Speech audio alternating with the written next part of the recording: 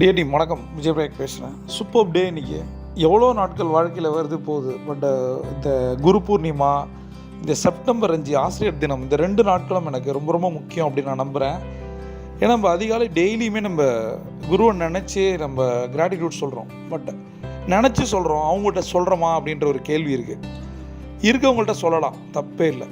சரியா? செப்டம்பர் 5 ஆசிரியர்கள் தினம். இதை நான் ரொம்ப வருஷமாக ஒரு விஷயத்தை ஃபாலோ பண்ணிகிட்ருக்கேன். அதை நீங்களும் பண்ணணும்னு நான் கேட்டுக்கிறேன். சரியா? இந்த 4 AM கிளப்பில் காலைல எந்திரிக்கிறதே ரொம்ப பெரிய விஷயம், ரைட்? எத்தனையோ பேர் காலையில் 5 AM கிளப்பு, 4 AM கிளப் இதை பற்றிலாம் பேசுகிறாங்க. பட் நாம் மட்டும்தான் அதை செய்கிறோம். லாஸ்ட் 13 இயர்ஸாக நான் பண்ணிகிட்ருக்கேன். அதில் நிறைய பேர் என்னோட சேர்ந்து பண்ணிகிட்ருக்கீங்க. ரொம்ப ரொம்ப சந்தோஷம். பட் உங்களுக்கு இந்த இடத்துல நான் சொல்கிறது என்ன தெரியுமா? உங்களுடைய ஆசிரியருக்கு கால் பண்ணி பேசுங்க. முடிஞ்சால் நேரில் போய் சந்திங்க. சரியா? அவர் வெளியூரில் இருந்தார் அப்படின்னா நம்பரை வாங்கி பேசுங்க. எவ்வளவோ தேவையற்ற தொலைபேசி எண்கள் நம்மளோட மொபைலில் இருக்குல்ல, அதனால் ஒரு யூஸும் கிடையாது. நமக்கு மேலே அறிவானவங்க, பணக்காரங்க, இந்த 2 நம்பரும் கண்டிப்பாக நம்மள்ட்ட இருக்கணும். ஆனால் நம்மள்ட்ட என்ன இருக்குதுன்னு யோசிங்களேன்.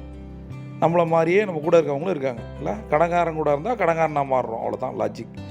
அதனால் தயவு செய்து இன்றைக்கி உங்களுடைய ஆசிரியர்களில் யாராவது ஒருத்தரையாவது கால் பண்ணி பேசுங்க. நீங்கள் நினச்சா அவங்களோட கான்டாக்ட் எடுக்க முடியும். இந்த நாள் ஒரு அமேசிங் டே. நீங்கள் பேசி பாருங்களேன். நான் இப்போ எதுக்காக நான் இப்போ இவ்வளோ நேரம் கழித்து இந்த ஆடியோவை நான் போடுறேன் அப்படின்னா, என்னுடைய 2 ஆசிரியர்கள்ட்ட நான் பேசினேன். 2 பேருமே என்னோடய வாழ்க்கையில் மிகப்பெரிய மாற்றத்தை கொண்டு வந்திருக்காங்க. எனக்கு ஜென்ரல் நாலேஜின்ற ஒரு வார்த்தையை அவங்க தான் கொடுத்தாங்க.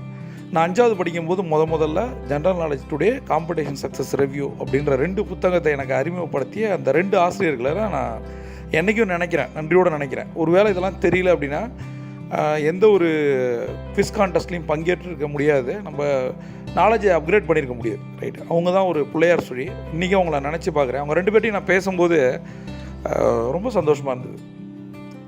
எப்பயுமே நம்மளுடைய அப்பா அம்மாவுக்கு நம்ம குழந்தை தான், எத்தனை வயசானாலும். அது மாதிரி தான் நம்மளுடைய ஆசிரியர்களுக்கு நம்ம எப்பயுமே குழந்தை தான்.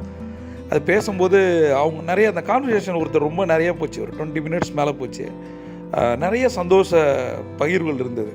அவரோட லைஃபு, அவங்க ஃபேமிலி லைஃபு, அப்போ இருந்த பசங்க, இப்போ இருக்க ஜென்ரேஷன் என்ன, எல்லா விஷயத்தையுமே அனலைஸ் பண்ணோம். பட் நான் அடிக்கடி சொன்ன வார்த்தை இந்த கிராட்டிடியூடு.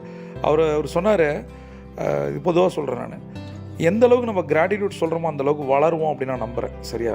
இந்த கிராட்டிடியூட், அந்த நன்றி உணர்வு எந்த அளவுக்கு நம்ம சொல்கிறோமோ அந்த அளவுக்கு லைஃப்பில் பாசிட்டிவாக மாறும்.